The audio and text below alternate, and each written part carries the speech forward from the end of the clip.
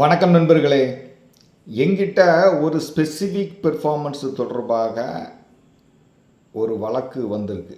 அந்த வழக்கில் கண்ட கிரைய ஒப்பந்தத்தில் ஒரு விட்னஸ் தான் இருக்கிறார்.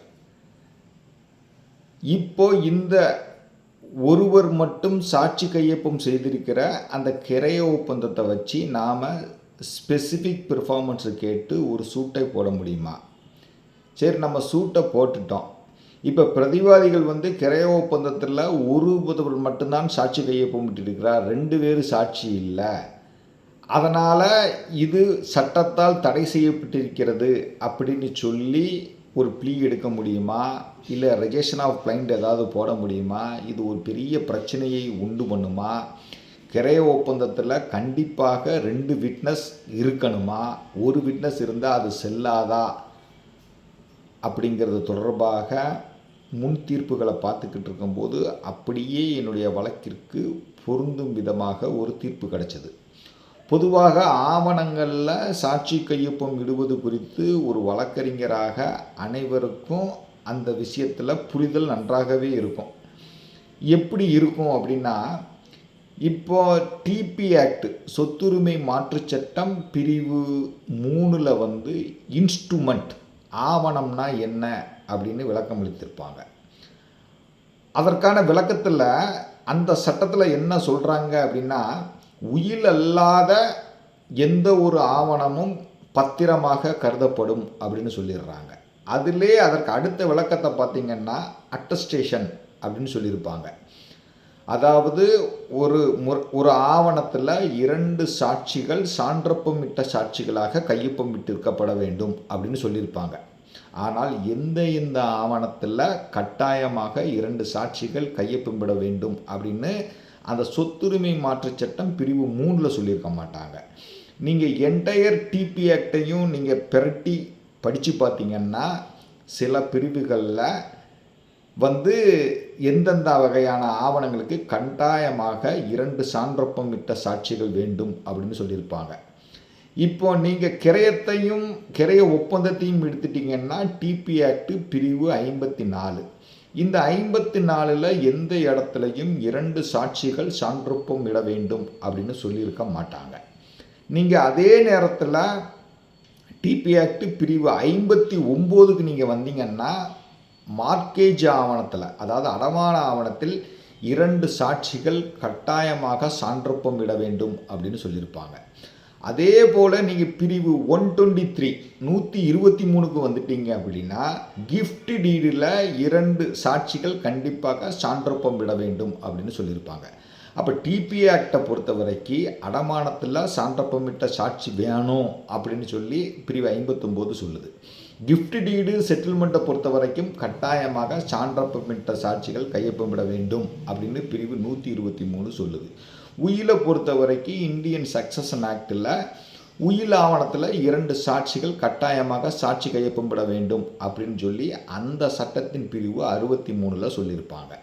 அப்போ இந்த என்டையர் சட்ட பிரிவுகளையும் நாம் ஒன்று போல் சேர்த்து படித்தோமானால் சேல் மற்றும் சேல் அக்ரிமெண்ட்டில் 2 சாட்சிகள் சான்றொப்பம் விட வேண்டிய அவசியம் இல்லை. அந்த ஆவணங்களில் கண்ட சாட்சிகள் ஒரு சான்றொப்பமிட்ட சாட்சிகளாக கருதப்பட மாட்டார்கள். அதனால் ஒரு சேலையோ அல்லது ஒரு சேல் அக்ரிமெண்ட்டையோ நீங்கள் நீதிமன்றத்தில் நிரூபிப்பதற்காக சாட்சிகளை விசாரிக்க வேண்டிய அவசியம் இல்லை அப்படிங்கிறது தெளிவாக புரிய வரும். அதே நேரத்தில் உயில், அடமானம், கிஃப்ட் டீடு, செட்டில்மெண்ட்டு போன்ற ஆவணங்களில் 2 சான்றொப்பமிட்ட சாட்சிகள் கட்டாயமாக வேணும்னு சொல்லியிருப்பாங்க. அப்போ நீங்கள் அது போன்ற ஆவணங்களை நீதிமன்றத்தில் நிரூபிக்கணும்னா அந்த 2 சாட்சிகளில் ஒருவரையோ அல்லது இருவரையுமோ நீங்கள் விசாரித்து அந்த ஆவணம் உண்மையான ஆவணம் அப்படிங்கிறத நீதிமன்றத்தில் நிரூபிக்கணும். இது கிஃப்ட் அண்ட் செட்டில்மெண்ட் டீடை பொறுத்த வரைக்கும் வேறுபடும். சில சூழ்நிலைகளை தான் நீங்கள் நிரூபிக்க வேண்டியிருக்கும், சில சூழ்நிலைகள் நிரூபிக்க வேண்டியிருக்காது. இப்போ ஒரு சேல் அக்ரிமெண்ட்டில் ஒரு விட்னஸ் மட்டும் சாட்சி கையொப்பம் போட்டிருக்காரு. இப்போ இந்த அக்ரிமெண்ட்டை வைத்து ஒரு ஸ்பெசிஃபிக் பெர்ஃபார்மன்ஸு சூட்டை போட முடியுமா? பிரதிவாதிகள் அக்ரிமெண்ட்டில் ஒரு விட்னஸ் தான் இருக்கிறாரு, அதனால் அந்த ஆவணம் செல்லாதுன்னு ஒரு ப்ளீயை எடுக்க முடியுமா அப்படிங்கிறதுக்காக சென்னை உயர்நீதிமன்றம் 6/2/2015 வழங்கியிருக்கிற ஒரு முக்கியமான முன் தீர்ப்பை தான் பார்க்க போகிறோம். இந்த வழக்கின் தீர்ப்பை நீதியரசர் கல்யாண சுந்தரம் அவர்கள் தான் வழங்கியிருக்கிறார். நேரடியாக வழக்கின் சுருக்கத்துக்குள்ளே போவோம், உங்களுக்கு ஈஸியாக புரியும். இந்த வழக்கில் கண்ட வாதியின் பெயர் செல்லப்பன். பிரதிவாதிகள் 2 பேர் இருக்கிறாங்க, காளிமுத்து, பழனியம்மாள். இப்போ இந்த வாதியான செல்லப்பன் கீழமை நீதிமன்றத்தில் ஸ்பெசிஃபிக் பெர்ஃபார்மன்ஸ் கேட்டு சூட்டு போடுறாரு. ஆல்டர்னேட்டிவ் ப்ரேயராக ரூபாய் 54,85,000 எனக்கு ஆண்டுக்கு 8% வட்டியோடி திரும்ப தரணும் அப்படின்னு கேட்டு ஒரு வழக்கை தாக்கல் செய்கிறாரு. கோர்ட்டு வழக்கை நம்பர் பண்ணிடுறாங்க. பிரதிவாதிகளுக்கு நோட்டீஸ் போது பிரதிவாதிகள் அவரது வழக்கறிஞர்கள் மூலமாக அப்பியர் ஆகி இந்த வாதியினுடைய பிளைண்ட்டை ரிஜெக்ட் பண்ணணும் அப்படின்னு கேட்டு சிபிசி ஆர்டர் 7 ரூல் 11D உடனிணைந்த பிரிவு CPC 151 section 10 of Indian contract act section 3 of transfer of property ஆக்டுக்கு கீழே ஒரு பெட்டிஷனை போடுறாங்க. அந்த பெட்டிஷனில் அவங்க என்ன சொல்கிறாங்கன்னா, வாதி சேல் அக்ரிமெண்ட்டை வைத்து ஸ்பெசிஃபிக் பெர்ஃபார்மன்ஸை கேட்டு சூட்டு போட்டிருக்காரு. ஆனால் அந்த சேல் அக்ரிமெண்ட்டில் ஒரு விட்னஸ் தான் இருக்கிறார். கட்டாயமாக ஆவணங்களில் 2 விட்னஸ் கம்பல்சரியாக இருக்கணும். அதனால் வாதியினுடைய வழக்கு சட்டத்தால் தடை செய்யப்பட்டுள்ளது. அதனால் நீங்கள் பிளைண்ட்டை ரிஜெக்ட் பண்ணுங்க அப்படின்னு சொல்லி பெட்டிஷனில் சொல்கிறாங்க. இந்த பெட்டிஷனுக்கு இந்த வாதி ஒரு கவுண்டர் போடுறாரு. என்டையர் மனுவையும் விசாரித்த விசாரணை நீதிமன்றம் இந்த பிரதிவாதிகள் தாக்கல் செஞ்சுருக்கிற ரிஜெக்ஷன் ஆஃப் பிளைண்ட் பெட்டிஷனை டிஸ்மிஸ் பண்ணிடுறாங்க. அதனை எதிர்த்து இந்த பிரதிவாதிகள் உயர்நீதிமன்றத்தில் சீராய்வு மனுவை தாக்கல் பண்ணுறாங்க. இந்த சீராய்வு மனுவை தாக்கல் செய்கிறப்போ இந்த பிரதிவாதிகள் தரப்பில் ஆஜரான வழக்கறிஞர் என்ன வாதத்தை வைக்கிறாருன்னா, ட்ரான்ஸ்ஃபர் ஆஃப் ப்ராப்பர்ட்டி ஆக்ட் பிரிவு 3 இன்ஸ்ட்ருமெண்ட் அப்படிங்கிறதுக்கான விளக்கம் கொடுத்துருக்காங்க. அந்த இன்ஸ்ட்ருமெண்ட்டுக்கான விளக்கத்தில் நான் டெஸ்டிமெண்ட்ரி இன்ஸ்ட்ருமெண்ட் கட்டாயமாக நான் செட்டில்மெண்ட், அதாவது உயிலல்லாத பிற ஆவணங்களுக்கு கட்டாயமாக 2 அட்டஸ்டிங் விட்னஸ் இருக்க வேண்டும். ஆனால் வாதி தாக்கல் செஞ்சிருக்கிற அக்ரிமெண்ட்டில் ஒரு விட்னஸை தான் கையெழுத்து போட்டிருக்காரு, 2வது விட்னஸ் இல்லை. அதனால் அந்த ஆவணத்தை வைத்து சூட்டே வராது.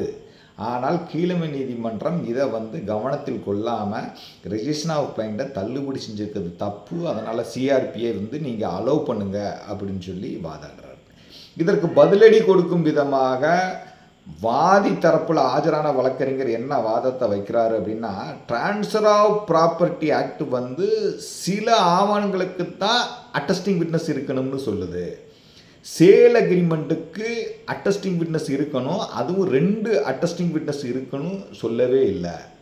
அதே போல் ட்ரான்ஸ்ஃபர் ஆஃப் ப்ராப்பர்ட்டி ஆக்ட் பிரிவு 59 மற்றும் 123 டீல் பண்ணியிருக்கிற அந்த அடமானம் மற்றும் கிஃப்ட் டீடுக்கு மட்டும்தான் அட்டஸ்டிங் விட்னஸ் தேவையே தவிர ட்ரான்ஸ்ஃபர் ஆஃப் ப்ராப்பர்ட்டி ஆக்ட் பிரிவு 54 படி கிரைய ஒப்பந்தத்திற்கு 2 அட்டஸ்டிங் விட்னஸ்கள் தேவையில்லை.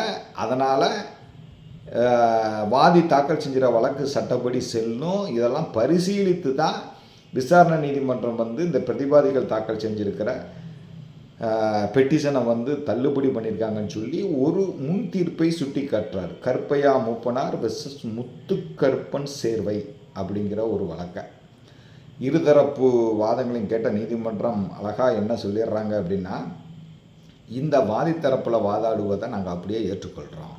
அடமானம், கிஃப்ட் டீடு, உயில் போன்ற ஆவணங்களில் மட்டும்தான் அட்டஸ்டிங் விட்னஸ் 2 பேர் தேவை. கிரயத்தை பொறுத்த வரைக்கும், கிரைய ஒப்பந்தத்தை பொறுத்த வரைக்கும் 2 அட்டஸ்டிங் விட்னஸ் தேவையில்லை. ஒருவர் இருந்தாலே அது செல்லுபடியாகும்னு சொல்லி இந்த பிரதிவாதிகள் தாக்கல் செஞ்சுருக்கிற சிஆர்பியை தள்ளுபடி செஞ்சு உத்தரவிட்டுட்டாங்க. இப்போது இந்த தீர்ப்புலேருந்து நமக்கு என்ன தெரியுது அப்படின்னா, உங்களுக்கு கிரயமாக இருந்தாலும் சரி, கிரைய ஒப்பந்தமாக இருந்தாலும் சரி, இந்த 2ஐயும் பற்றி பேசுவது ட்ரான்ஸ்ஃபர் ஆஃப் ப்ராப்பர்ட்டி ஆக்ட் பிரிவு 54. அந்த பிரிவு 54 இந்த கிரயம் அல்லது கிரைய ஒப்பந்தம் ஆவணங்களில் 2 சாட்சிகள் சான்றொப்பம் விட வேண்டும் அப்படின்னு சொல்லலை. அதே நேரத்தில் அடமானத்துலேயும் கிஃப்ட்லேயும் ஸ்பெசிஃபிக்காக சொல்லியிருக்காங்க, பிரிவு 59லையும் பிரிவு 123லையும்.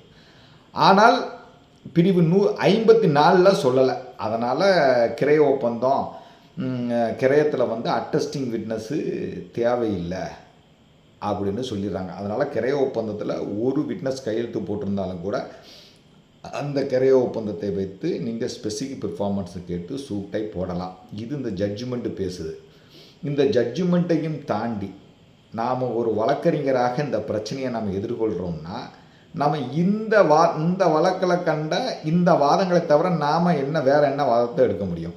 இப்போ டிபிஏ ஆக்ட் பிரிவு 54 கிரயத்திலையும் சரி கிரய ஒப்பந்தத்திலையும் சரி அட்டஸ்டிங் விட்னஸ் தேவையில்லை, 2 சாட்சிகள் பற்றி அதில் பேசலை, அதனால் தேவையில்லைன்னு சொல்லிடுவீங்க.